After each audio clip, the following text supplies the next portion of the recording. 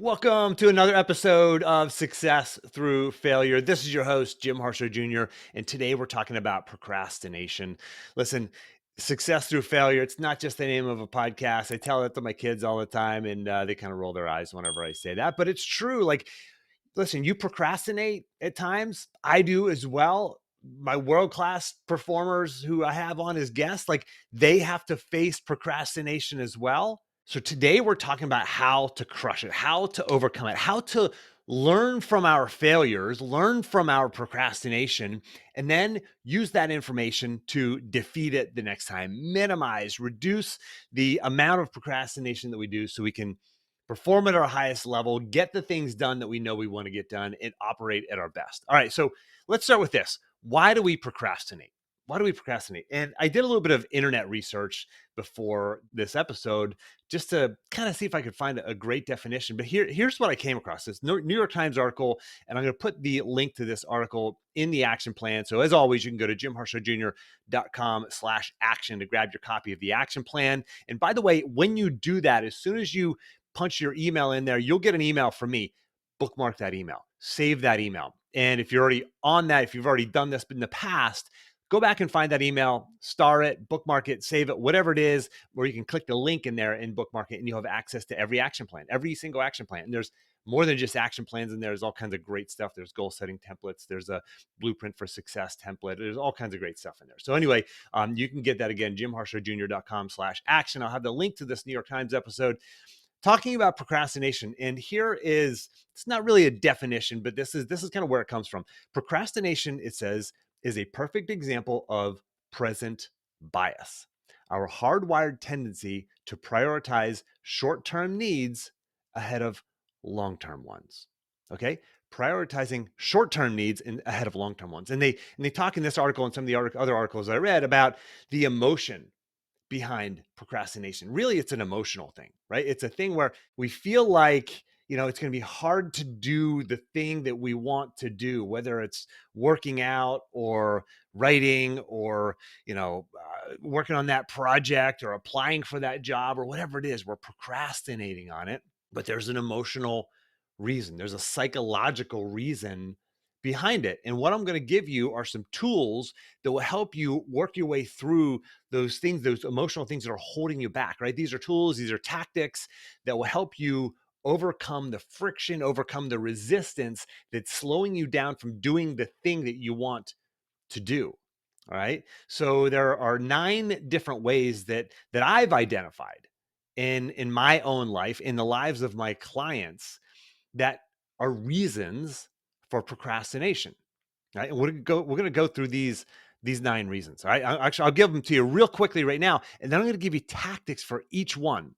Now, some of the tactics for one of these reasons for procrastination will work in other areas, but I put them into this sort of structure that'll be really helpful. And again, it's in the action plan. You can print this out. I encourage you to do that and keep these tools and these tactics and these tips handy, because the next time you're procrastinating, you don't want to go, hey, let me go download that action plan. Let me go find that. No, you want to have that handy. Like I said, you can print this out, save it on your phone, wherever, make it convenient, make it easy so that you don't procrastinate in actually looking up the information about how to not procrastinate.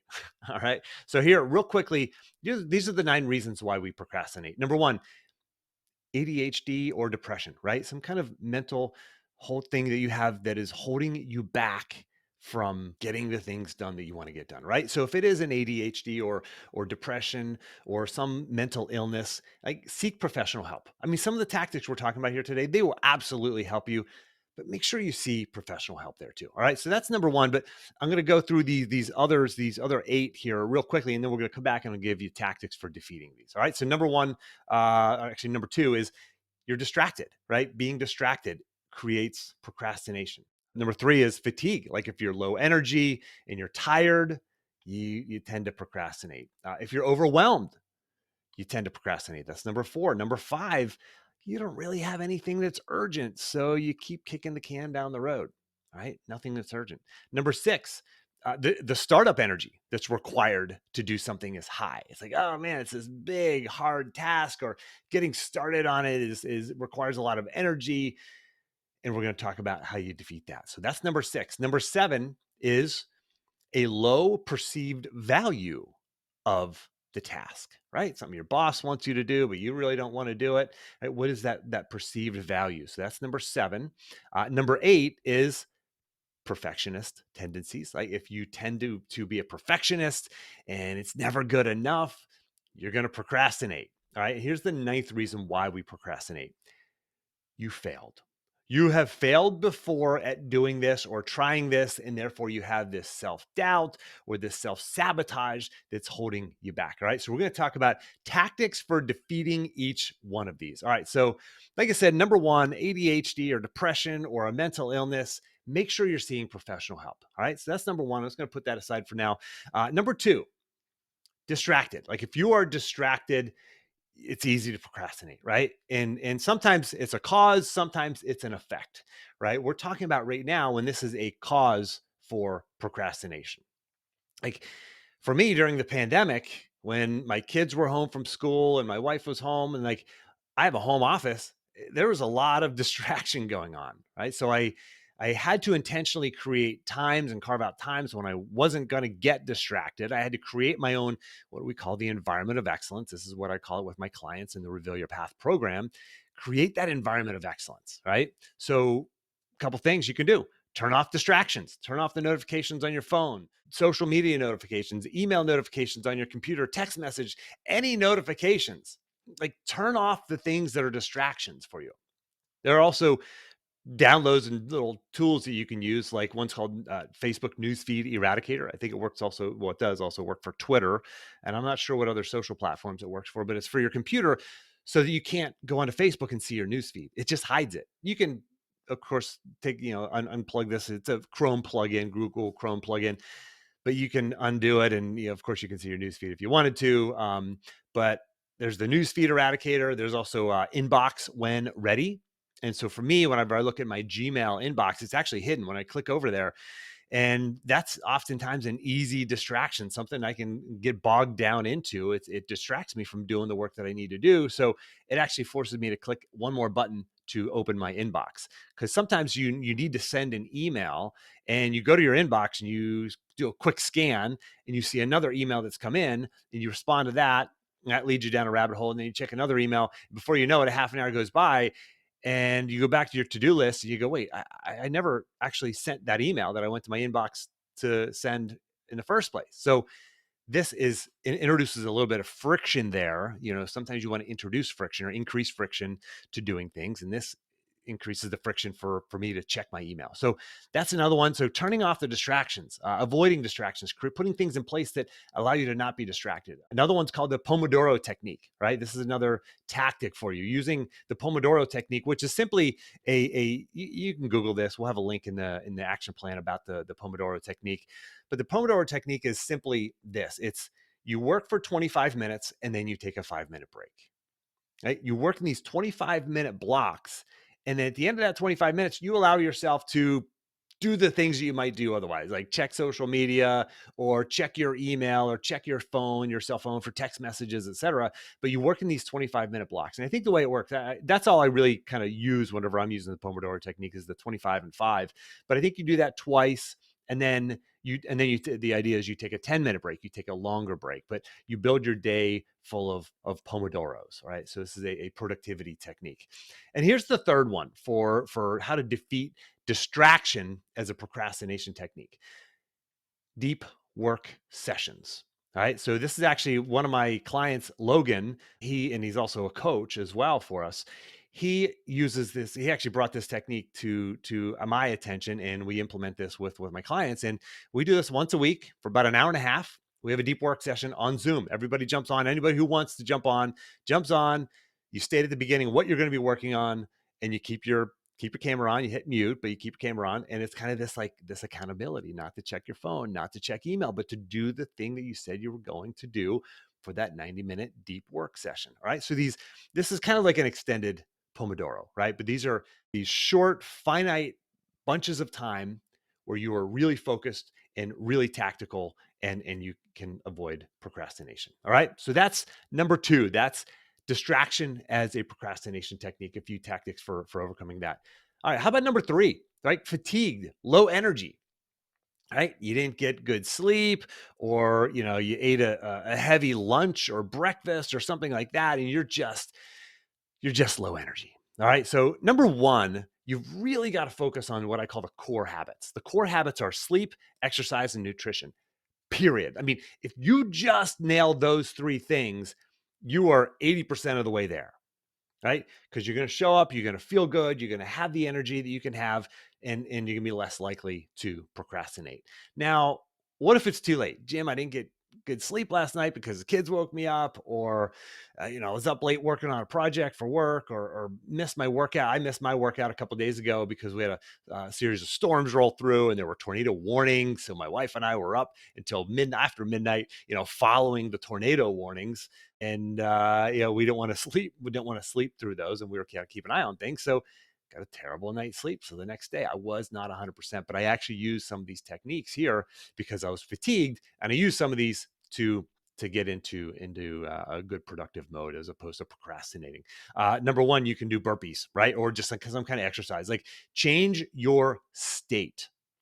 Like, if you do 5 burpees, do some push-ups, do something physical, it will change your state and change your energy. Right? That's number one. Number two is, we call this the dive response. One of my clients actually shared this with the group. Actually, he's actually a podcast guest as well, Sam Shames, and he actually shares this in that episode, back in episode 115. Fascinating guy, MIT grad, entrepreneur, and the idea is this: when you take a cold shower, you get this response in your body where everything that you're thinking about just goes away, right? And your body is solely focused on survival, right? It's kind of like, imagining that you fell through the ice in a lake. You're just in survival mode, right? You're not, while you fell through the ice in a lake, you're not thinking, ah, man, did I leave the coffee pot on this morning? Like, all that goes away. And it's like this emotional reset where you can get the same response by holding an ice pack on your face, right? And it's not as effective as, say, a cold shower, but you can take a cold shower too. But this dive response is holding an ice pack on your face for about a minute. It changes your body. It changes your state. Your heart rate drops, and you get some of this effect of the dive response. Here's another one: a power nap. I did this the other day. It took a 15 or 20-minute nap, and man, this is like putting me on rocket fuel. If I take these 15 or 20 minutes, I take a power nap, and I come out of that, I'm groggy for about 3 minutes, and then boom, I am on rocket fuel for the next 4, 5, 6 hours. It feels amazing. So I am a huge, huge believer in the power nap. And I've even tested this on a very short scale. Like, does a 10-minute power nap work? What about 5 minutes? Well, I felt much better even if I've taken a 5-minute power nap where I just completely shut down, close my eyes, lay down, relax, try to let everything go. If I'm really fatigued, I can fall asleep that quickly. Not every time, but if I'm really tired, I mean, I can't fall asleep that quickly, and I get the benefits of a power nap. And then the next tactic here is, again, this is all under fatigue. Like, if you're procrastinating because you're tired, you can just do simply relaxation and deep breathing. Right? Again, this is about changing your state. And if you relax, do some deep breathing, take some deep breaths, you are going to change your state. You can do 3 deep breaths or 5 deep breaths, and this changes your state just enough to get you over that fatigue hurdle. All right. So those are ways to change your state to overcome that fatigue. But I'll give you this one last one. Listen, sometimes you're just going to be tired, and you can allow yourself to do the low value work, clearing out your inbox, as opposed to drifting into social media. Right? You want to do work. You still want to be productive. You don't want to just drift down the rabbit hole of social media or time wasters. Allow yourself to do low value, low cognitive bandwidth work when you're fatigued. All right. So that's number 3. Number 4, we talked about overwhelm. Like, what about when you're overwhelmed, right? This is how it goes for me. Like, I've got a million things to do, and I end up not doing any of them because I feel like it's like this unconscious psychological feeling. Like, if I'm working on this one, well, there's these other 10 things that I feel like I should be doing. So I never get to work on this one, because if I work on this, I just feel like I'm dropping the ball in these 10 other projects, right? You ever get that feeling? you have to catch yourself. You have to be aware of that. And for me, if I'm not aware, then I just drift. I end up doing the low value tasks, even though I might have good energy, right? Or I end up drifting into social media or find ways to procrastinate. Oh, my coffee's not quite warm enough. Let me go heat up my coffee, right?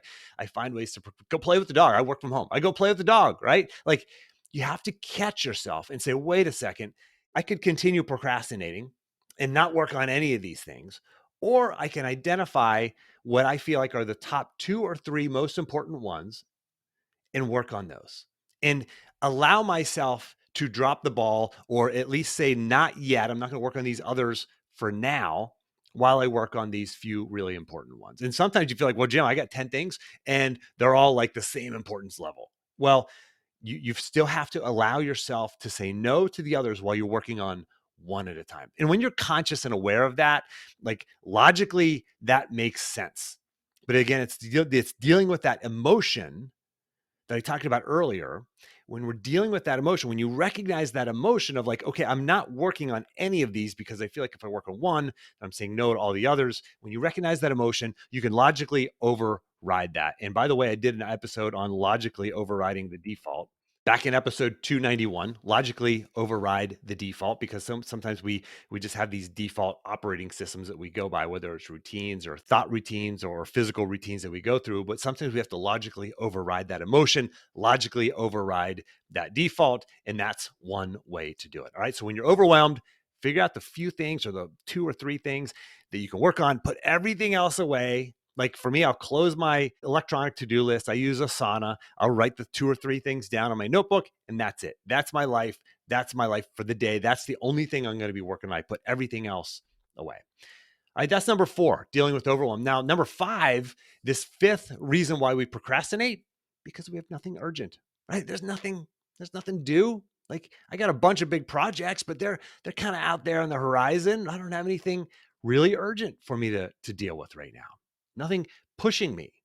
And we all know that, this is not the way we want to operate. We don't want to be procrastinating when nothing's urgent, because now we have some bandwidth. Now we have some time. This is the time to really get to work. So what do you do when this situation happens? How do you create that like productivity that you have when there really is urgency, when you have a deadline, or it's like the day before vacation and you're going to be off for a week? You're going to get more done on that Friday before you go on vacation because you have to, right? So you have that inspiration almost that is created by that deadline. So a few things here. Number 1, you can create what Dr. Rob Gilbert of the Success Hotline, who I've had on the podcast way back in episode 33, he calls it instant negative feedback.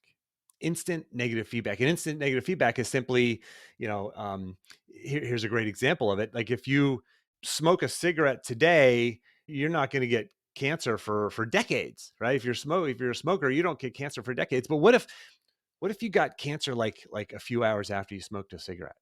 Do you think anybody would have trouble quitting? No, of course not, because there's instant negative feedback. The feedback is instant and it's negative, right? So how can you create that instant negative feedback? You can hold yourself accountable, right? Sometimes it's better to have somebody outside of you who's an accountability partner. You can put this out on social media. Actually, I had a guy, Jake Herbert, who I've had on the podcast. He was back in episode 3, 2 or 3. I had Jake on. Olympian, world silver medalist wrestler, NCAA champion, friend of mine.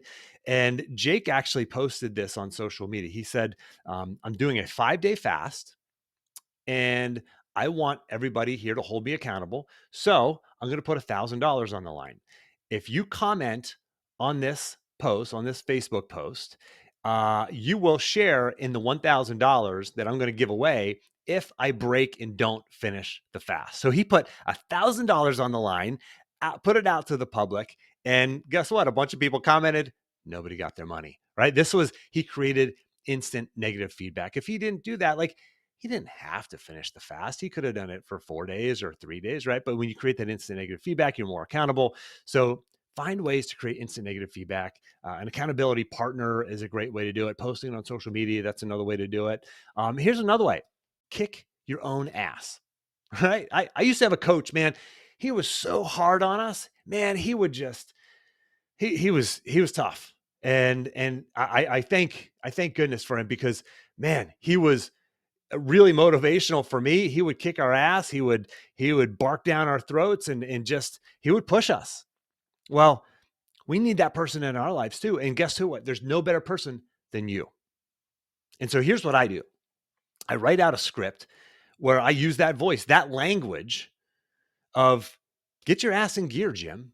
Like, you can sit here and procrastinate. You can sit here and operate at a mediocre level, or you can level up today. What's the choice? Like, what do you want to do? You say these are your goals. Well, get your ass in gear. And I just crush myself, right? Call myself out.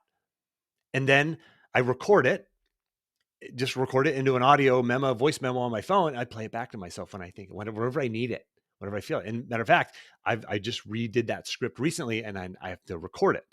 So that's another way to do it. And then the last one here under the category of nothing urgent, like you're procrastinating because you have nothing urgent. This is one of my favorites. It's called the Nicotra technique. I've shared this before on the podcast, but it's this concept of simply taking your to-do list from an if it's an electronic to-do list, or if you have it on multiple notebooks, put it into one list, right? Just your to-do list just for today, just the things you want to get done today. Maybe it's 5 or 10 or 20, whatever the number is. You write them down and you order them. You just put a number next to them in order that you want to work on them. And then you close your eyes and you visualize yourself working on these tasks. You put your hand on the list while you're doing this, and you visualize yourself working on these tasks and getting them done one by one. And then here's the most important part is you imagine the end of the day. When you look at your list, you go, oh my gosh, I crushed it. I've crossed every single thing off. And I'll be honest, most of the time that I do this, I don't actually cross everything off, but I probably cross twice as many things off as I would have otherwise. I get so productive whenever I do this, whenever I use this tactic. So I call it the Nicotra technique. It's after my late brother-in-law, Steve, who taught this to me. And he read it somewhere, and I think he kind of made it his own a little bit. And I've taken it and sharing it with you right now. So this is a super productive technique for you to help you overcome that procrastination when there's nothing really pressing. All right, number 6, the startup energy required to do a task is high, right? You know what it is. Like, you've got that thing that you want to do, but gosh, just getting started is hard. Just getting started is going to require you to open up that document, plug this thing in, check your email and get this thing, and then go download that, create a login and password, or reset your password, whatever. Like, there's this like startup task, startup energy required to get something done. How do you deal with that? Because that can automatically lead to falling right back into procrastination, right? And then you go into those distraction things and you go into social media and whatnot, right? So how do you overcome the startup energy, right? When there's a high startup energy required. Number 1, you have to be aware. And now that you're listening to this podcast episode, you're going to be more aware of this. But when you become aware of your desire to kick the can down the road or to put it off, then you can actually do something about it. So that's step 1 is like, become aware, like be aware when you are procrastinating. And then number 2 is this: mechanically do the thing. Like, do the freaking thing. Like, just do it. The Nike slogan, like, just freaking do it.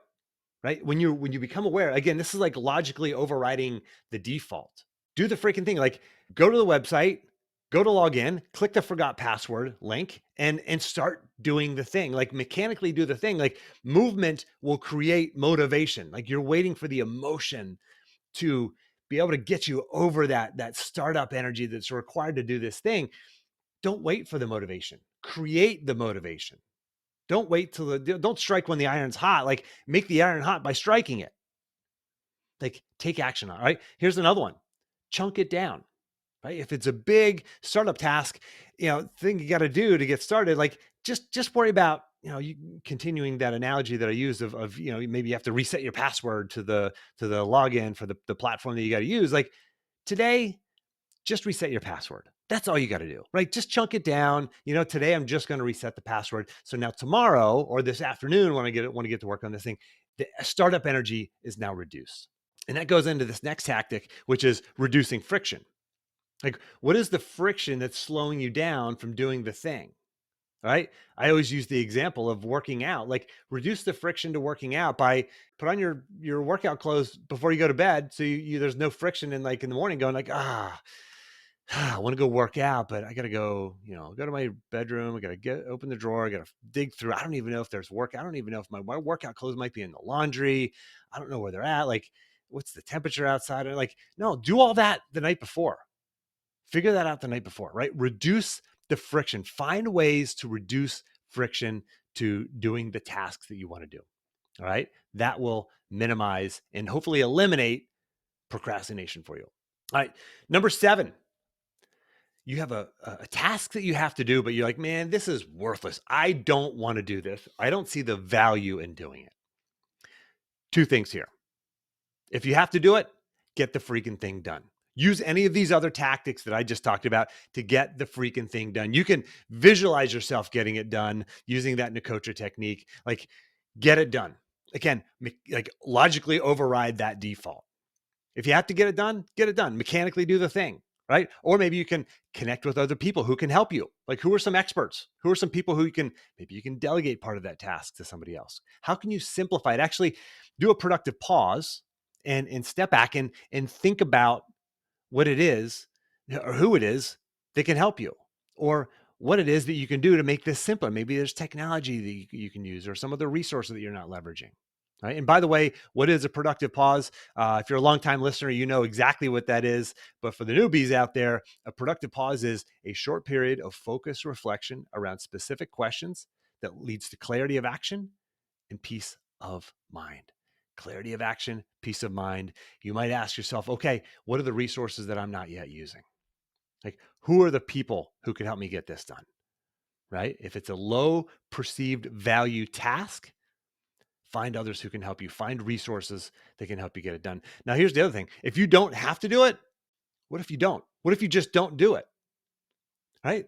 Sometimes we don't even consider that option of just, I'm going to stop doing that. Maybe I've been putting it on myself to do it, but if you're not really perceiving high value in that, put that down and pick up something, do something else, like replace it with a task that is of higher value. All right. So that's if there's a low perceived value of the task. Number 8, in the different reasons why we procrastinate, is we have perfectionistic tendencies. We feel like it has to be perfect. Well, here's what you got to do. You have to understand, number 1, that good enough is good enough.